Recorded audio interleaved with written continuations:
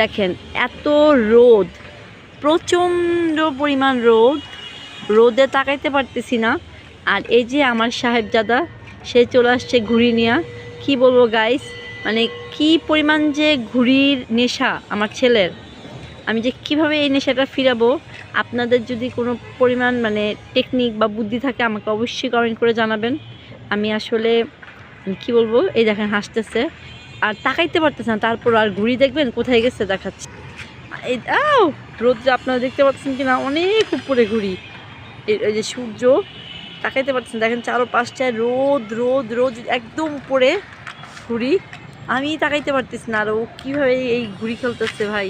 একটু আমাকে আপনারা প্লিজ একটা সলিউশন দেন, আমি কিভাবে আমার ছেলের এই ঘুড়ির নেশাটা, এই দেখেন ফিরাবো। বুঝছেন কীভাবে ফিরাবো, দেখেন হাসতেছে। সে তো মানে কি বলবো, তার একটাই, সে আমার পড়া আজকে সব মানে কমপ্লিট করছে তার পড়াগুলো আমার কাছে।